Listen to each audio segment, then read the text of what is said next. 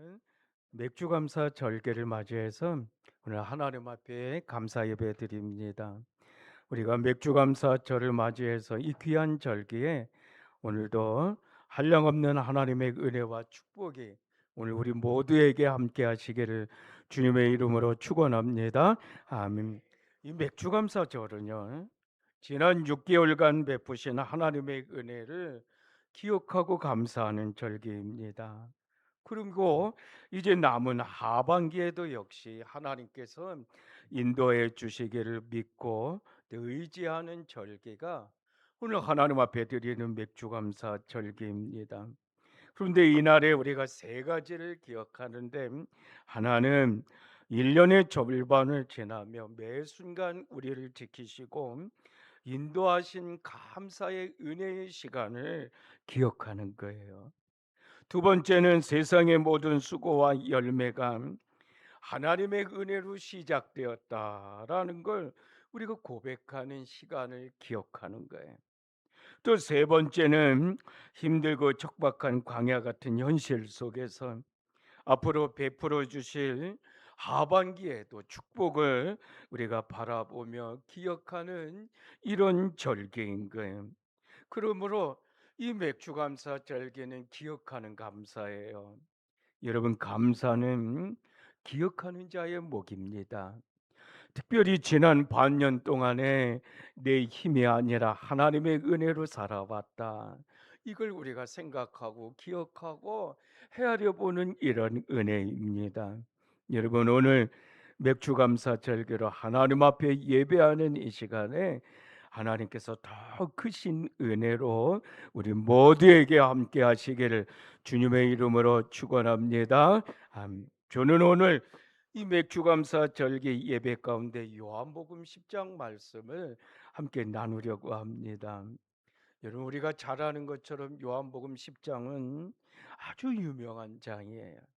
또 아주 유명한 사건들로 요한복음에 이렇게 기록되어 있어요. 물론 요한복음 안에선 유명하지 않은 장이 없고 유명하지 않은 사건과 말씀이 없습니다.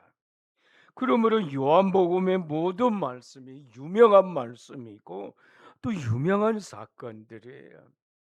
여러분, 요한복음을 잠깐 보면 1장에선 태초에 말씀이 계시니라, 유명한 말씀이 1절부터 시작하잖아요. 그리고 2장에서는 가나의 혼인잔치 사건, 물이 변하여 포도주가 되는 사건, 그리고 3장에선 니고데모라는 사람이 한밤중에 예수님을 찾아오는 사건이 나오고요. 4장에서는 아주 유명한 말씀, 우물가의 여인 사마리아 여인이 예수님을 만나는 사건입니다.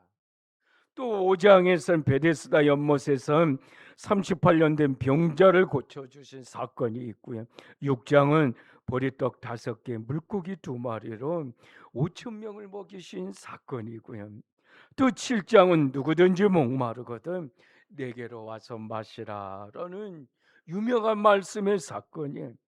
그리고 8장은 아주 유명하잖아요. 간우마다 현장에서 붙잡혀서 끌려온 여인, 예수님 앞에서 용서받는 사건이에요. 그리고 9장은 실로암 연못에서 날 때부터 맹인된 사람이 눈을 씻어서 보게 된 사건이 있고요. 그리고 한 장 뛰어넘어서 11장은 죽은 나사로를 살리는 사건이에요. 그러니까 요한복음 반만 보더라도요, 우리가 11장까지만 보더라도 요한복음은 장장마다 모두가 유명한 말씀, 유명한 사건들로 가득 찬 이런 말씀이에요. 여러분, 이제 10장에도 보세요. 10장 무슨 말씀인가 하면 나는 선한 목자다라고 하는, 예수님이 선한 목자라고 말씀하신 예수님의 이미지가 있는 아주 유명한 말씀이에요. 선한 목자다, 나는 선한 목자다라는 이 말씀이 들어있는 이 장이 바로 요한복음 10장이에요. 근데 여러분, 우리가 선한 목자라는 말을 많이 들어보셨죠? 이 선한 목자라는 말은 많이 보고 듣고 우리가 기억하잖아요. 그 우리에게 잘 알려진 말씀이에요. 교회도 가보면요, 어떤 교회는 교회 이름을 선한 목자다 이렇게 부르는 교회도 있고요. 또 어떤 교회는 선한 목자 그림은 액자에 딱 넣어서 교회에다 이렇게 걸어두는 교회도 있고요. 또 어떤 교회는 교회 유리창에다가 선한 목자 이미지를 그려놓은 교회도 많습니다. 그래서 선한 목자다라는 말을 우리가 많이 보습니다. 많이 듣습니다. 여러분, 찬송가에도 있습니다. 우리가 오늘 헌금송으로 불렀던 선한 목자, 선한 목자 되시는 우리 주여, 이 찬송도 있잖아요. 그런데 여러분, 이 선한 목자에 대한 이미지가 어디서 왔느냐 하면 바로 이 요한복음 10장에, 요한복음 10장에 보면 예수님이 자신을 가리켜서 나는 선한 목자다라고 이렇게 말씀을 하십니다. 이 말씀 때문에 바로 이 선한 목자에 대한 이미지가 시작된 거예요. 여러분, 오늘 요한복음 10장에서 예수님이 자신을 가리켜서 나는 선한 목자다라고 하실 때 여러분 어떤 생각이 드십니까? 어떤 느낌이 드십니까? 뭔가 좀 따뜻하지 않으십니까? 나는 선한 목자다라는 이 말씀 보면서 우리 마음이 뭔가 따뜻하지 않느냐? 어떤 푸른 들판도 있을 것 같고 그곳에서 예수님이 부르시는 것 같기도 하고, 그러므로 뭔가 좀 따뜻한 모습, 이런 마음이 있기도 할 것 같고 그런 마음이 생각이 날 것 같습니다.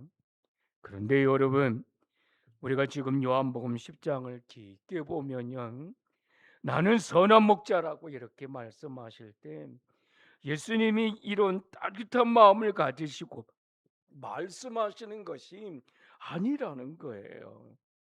여러분, 다시 한번 우리 말씀 볼까요?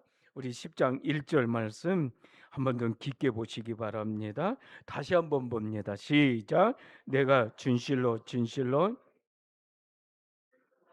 양의 무리에 들어가지 않 다른 데로 넘어가는 자 절도요 강도다. 여러분, 다른 데로 넘어가는 자는 누구다?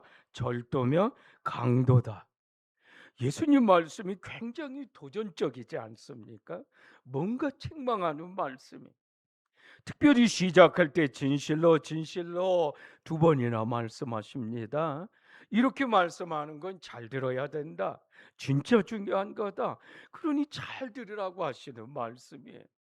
그리고 나서 뭐라고 하시느냐 하면 지금부터 문을 통해서 들어오지 않고 담 넘어 들어오는 자들, 다른 데로 들어오는 자들은 누구다? 강도다, 도둑이다, 이렇게 말씀하시는 거예요. 여러분 어떠십니까? 뭔가 도전적이지 않습니까? 뭔가 예수님이 지금 화가 나셨나? 이렇게 쉽지 않으십니까? 여러분, 지금 이 말씀을 잘 이해하기 위해서는 우리가 앞장 요한복음 9장 말씀을 먼저 이해해야 돼요. 제가 지난 시간에 말씀드렸죠. 요한복음 9장에서 예수님께서 날 때부터 맹인된 평생 보지 못한 사람을 눈에 뜨게 하신 이런 사건이 있는 말씀이에요. 그 장이 요한복음 9장이에요. 평생 보지 못한 사람이 눈을 떴으니 그 사람의 마음을 한번 생각해 보십시오.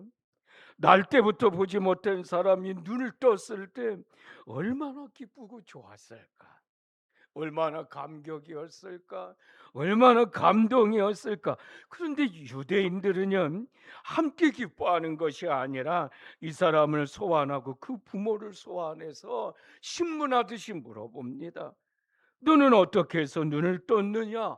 이렇게 묻습니다. 마치 신문하는 것처럼. 그때 이 사람이 뭐라고요? 모든 사람들이 이미 다 잘 알고 있는데 어떻게 눈을 떴느냐고 묻느냐, 이렇게 묻잖아요. 여러분, 유대인들이 예수님을 증거하지 말라는 거예요. 그럼에도 이 사람이 어떻게 해요? 예수님 증거하잖아요. 하나님으로부터 온 사람이라고 나는 생각한다. 진실을 말합니다. 진실을 증거합니다. 그러니까 진실을 말하는 그 사람을 사회적으로 매장시켜 버리고 출교시켜 버리고 쉽게 말하면 왕따시켜 버린 거예요. 그러므로 이런 악한 마음을 가진 사람들을 향해서 예수님이 지금 분노하고 계시는 거예요. 여러분, 맹인되었다가 눈을 뜬 사람이 나는 이제 예수님을 따르겠다, 나는 이제 예수님의 제자가 되겠다, 그분은 나의 목자시다, 이렇게 고백했더니 사회적으로 매장시켜 버리는 그 악한 분위기를 향하여서 예수님이 지금 분노하시면서 말씀하시는 거예요. 그러므로 이런 분노에서 선한 목자에 대한 이야기가 여러분 시작되는 거예요. 여러분, 다시 한번 1절에 보세요. 문을 통하여 들어가지 아니하고 다른 데로 넘어가는 자는 누구다? 절도며 강도다, 이렇게 말씀하십니다. 절도다, 강도다, 도둑이다, 이렇게 말씀하는 거예요. 여러분, 백성들 사랑하지 않으면서 백성들의 리더라고 말하는 자들, 백성들에게 고통을 주고 멍들게 하고 힘들게 하면서 자신이 백성들에게 리더라고 하는 그 사람들을 향해서 너희는 가짜다, 너희는 목자가 아니다, 너희는 강도다, 너희는 도둑이다, 너희는 지금 절도자다, 이렇게 말하는 거예요. 이걸 고발하시는 거예요. 그러므로 그런 예수님의 분노가 있는 말씀이 요한복음 10장 1절부터 시작되는 거예요. 여러분, 저는 이 묵상할 때마다 조심스러운 말씀이 있습니다. 베드로전서 2장 9절 말씀입니다. 우리 다 같이 한번 합독할까요? 시작. 그러나 너희는 왕 같은 제사장, 거룩한 날, 그의 소유가 된 백성이니 이는 너희를 어두운 데서 그의 기이한 빛에 들어가게 이 선포하게 하려 하시면, 얼마나 좋은 말씀입니까? 너희는 왕 같은 제사장이다. 얼마나 기쁜 말씀입니까? 하나님께서 우리를 제사장으로 세우시고 우리에게도 그런 목자의 역할을 주셨다라는 말씀이에요. 그런데요, 이 말씀 볼 때마다 조심스럽습니다. 나는 왕 같은 제사장인데 오늘 내가 도둑질하고 있지 않을까?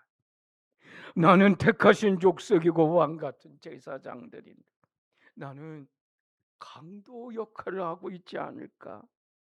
여러분, 돌이켜보라. 너는 도둑질하고 있지 않느냐? 너는 강도질하고 있지 않느냐? 여러분, 그러므로 우리가 돌이켜봐야 된다는 거예요. 여러분 보세요. 이스라엘 사람들은요, 들판을 옮겨다니면서 양들을 먹였습니다. 유목 생활했잖아요. 그런데 어떤 한 들판에 가면 양들을 가두는 우리가 딱 하나밖에 없습니다. 그래서 밤이 되면 목자들이 양들을 같은 우리 안으로 다 끌고 옵니다. 다 들여보냅니다. 그러면 목자들은 그 우리 안에 다 양들을 맡겨서 받아 누우면서 문지기에게 하룻밤을 맡기는 거예요. 부탁하는 거예요. 그러면 문지기는 어떻습니까? 목자들로부터 양들을 받아서 이제 문을 걸어 잠그고 밤새도록 지켜줍니다.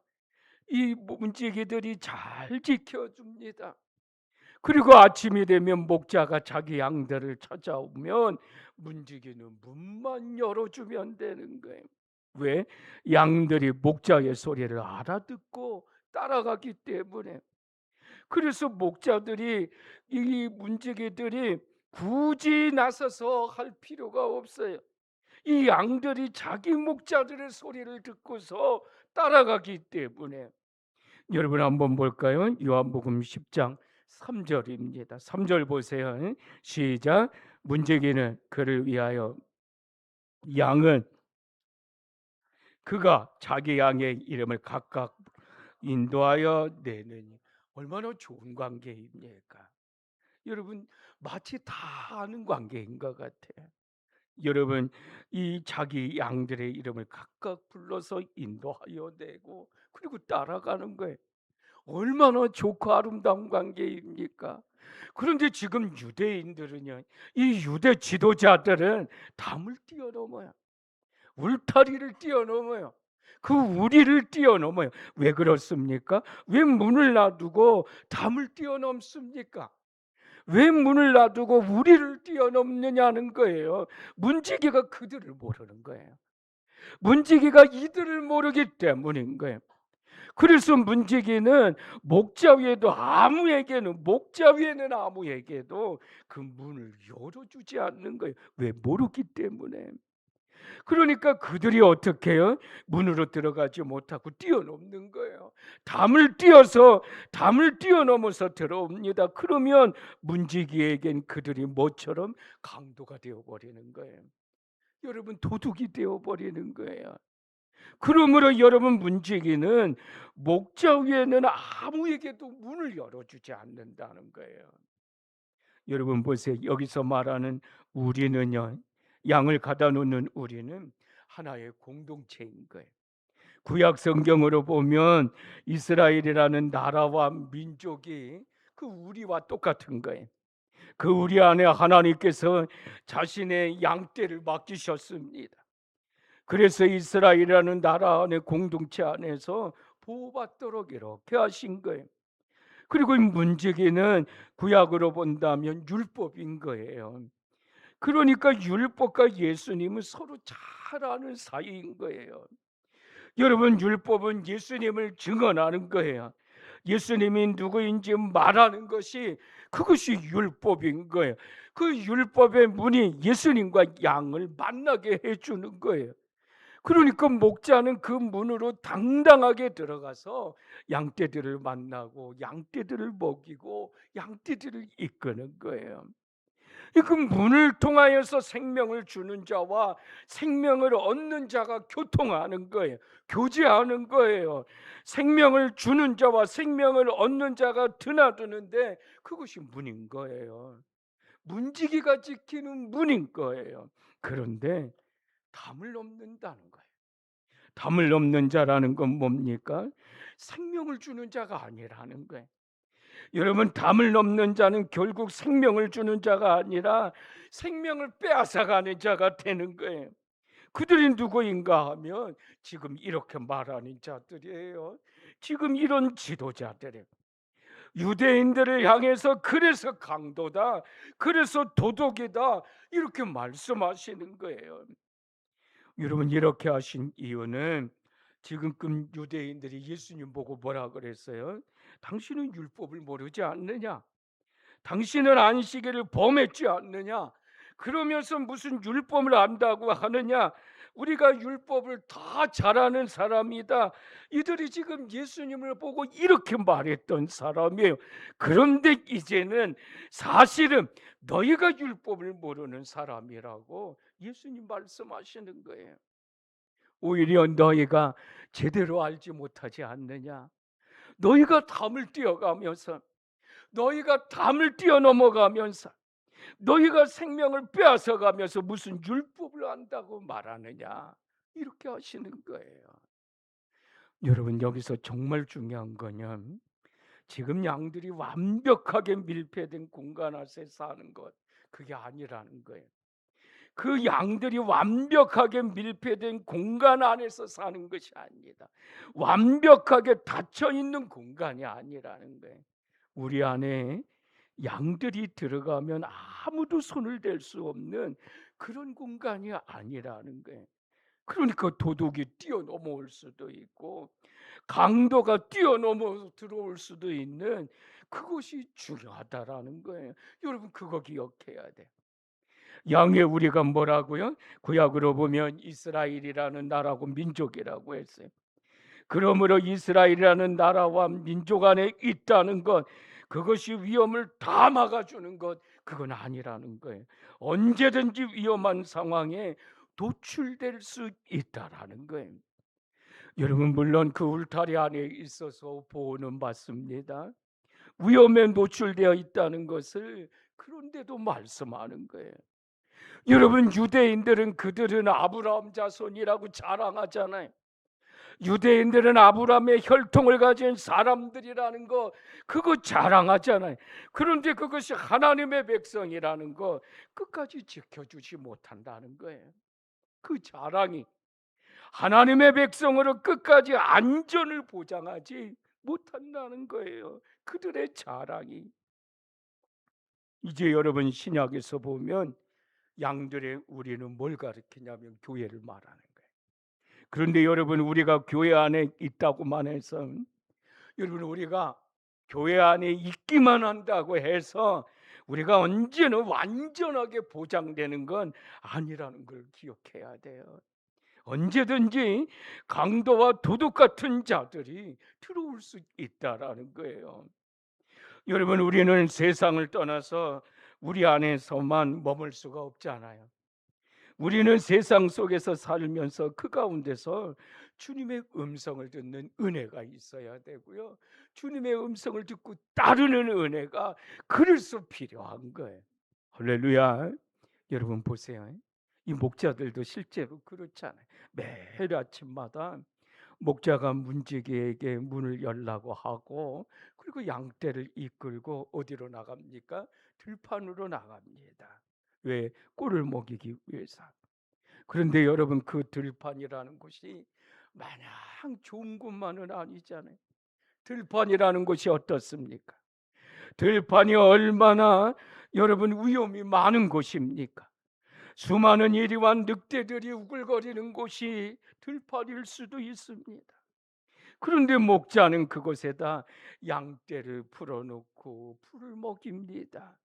그러면 그 가운데서 양떼들은 안전하게 풀을 먹습니다. 왜? 목자가 있기 때문에. 지켜줄 목자가 있기 때문에. 그러므로 목자의 음성을 듣고 따르면 어떤 늑대가 있는 상황 속에서도 양들은 안전한 거예요. 그러므로 여러분 중요한 게 뭐냐?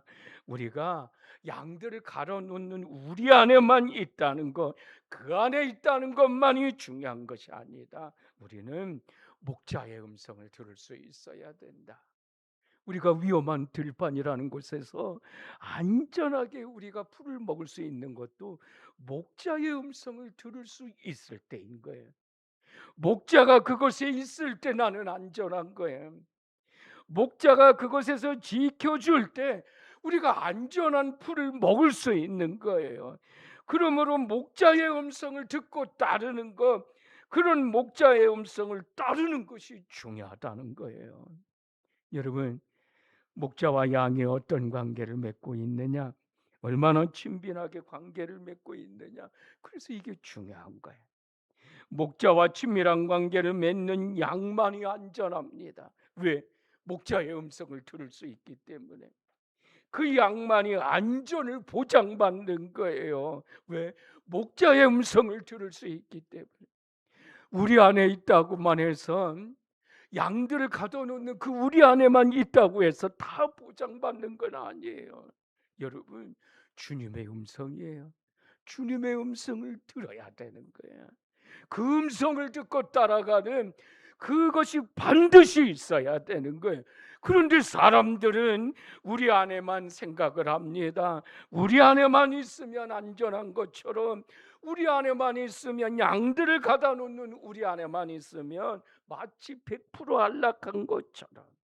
그래서 어떻게 하면 우리가 양들의 우리를 더 높이 쌓을 거냐, 이런 것들만 생각한다는 거예요. 성도 여러분, 저는 이 말씀 준비하면서 교회를 생각했어요. 오늘 우리가 교회 온 것으로만 끝나면 안 된다. 내가 교회 안에 와 있다는 것만, 그것으로만, 물론 그 시간도 은혜가 되겠지만 그러나 그것으로만 끝나서는 안 된다. 교회 안에서 주님의 음성을 듣는 은혜가 있어야 된다. 할렐루야. 내가 교회 안에서 주님의 음성을 듣고 그 음성을 따르는 이 은혜가 있어야 된다. 이것이 믿음이다. 이것이 내 믿음이다. 이 은혜와 믿음이 중요한 거다. 할렐루야. 여러분 다시 한번 요한복음 10장 3절을 보세요. 문지기는 그를 위하여서 문을 열고 양은 그의 음성을 듣나니 그가 자기 양의 이름을 각각 불러 어떻게 한다? 인도하여 내느니라. 어떻게 인도하느냐면요, 목자는 자기 양들의 이름을 하나하나 부른다는 거예요. 그 한 마리 한 마리와의 교제를 나누고 그 한 마리 한 마리를 인도한다는 거예요. 여러분, 우리 교회 안에서 이 은혜가 있습니다. 우리 금요일 날 중보 기도를 합니다. 요즘 금요일 날 예배 시간이 얼마나 은혜가 많은지 모르는, 여러분, 많은 중보 기도도 하지만 이름표를 다 만들었어요. 교인들 이름표를 다 나눠 만들고 금요일 날 중보 기도 온 사람들이 그 이름표 다 가지고 나누어서 가지고 가요. 자유롭게 가지고 가요. 이번 주에는 이 사람들, 다음 주에는 이 사람들 이름표 가지고 가서요, 우리 다 같이 중보기도 합시다 하면 그 금요일 날 중보기도 온 사람들이 그 이름표 붙잡고 한 사람 한 사람 기도해요. 얼마나 뜨거운지 아십니까? 얼마나 간절하게 하시는 줄 압니까? 한꺼번에 뭉탕으로 안 해요. 그 한 사람 한 사람 이름 불러가면서 우리 그렇게 기도하자. 하나님 앞에 간절함으로 이 한 사람 한 사람 이름 불러가면서 저도 그 이름표 위에 손을 얹고 그리고 한 사람 한 사람 같이 기도합니다. 여러분, 교회 안에서 성도 한 사람 한 사람이 주님의 음성을 듣는 은혜, 주님의 음성을 듣고 따르는 은혜. 그러므로 여러분, 우리 안에서, 교회 안에서 그 양들을 가다 놓는 우리 안에서 주님의 음성을 듣는 것이 중요하다. 주님의 음성을 듣고 따르는 것이 중요하다. 여러분, 이 은혜가 오늘 맥주감사 예배를 드리는 우리 가운데 함께 하시기를 주님의 이름으로 축원합니다. 사랑하는 성도 여러분, 말씀을 맺습니다. 언제 어디서나입니다. 어떤 상황 속에서나입니다. 아니, 모든 상황 속에서입니다.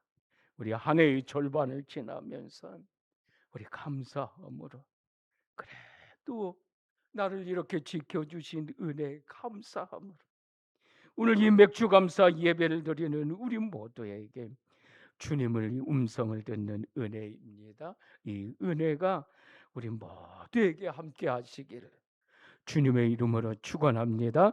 축원합니다. 아멘. 오늘 저랑 한번 같이 해볼까요? 저 따라서 한번 해보세요. 하나님 감사합니다. 한 번만 더요. 하나님 감사합니다. 기도합니다. 아버지 하나님, 주님의 음성을 듣기를 원합니다. 그 음성 따르기를 원합니다. 특별히 지금 여기 계시며 말씀해 주시는 주님, 날마다 그 음성 듣고 따르는 은혜가 있기를 원합니다. 하나님 간절히 원하오니 언제 어디서나 어떤 상황 속에서나 모든 상황 속에서 우리의 인생 평생에 주님의 음성 듣고 따르는 은혜가 있기를 원합니다.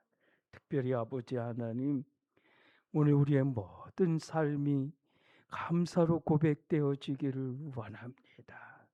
눈물 날 때도 감사의 고백이 있게 하시고, 하나님의 응답하심에도 감사의 고백이 있게 하시고, 슬플 때도 기쁠 때도 하나님 앞에 엎드려 감사하는 이 고백이 내 입술의 고백이 되게 하여 주옵소서.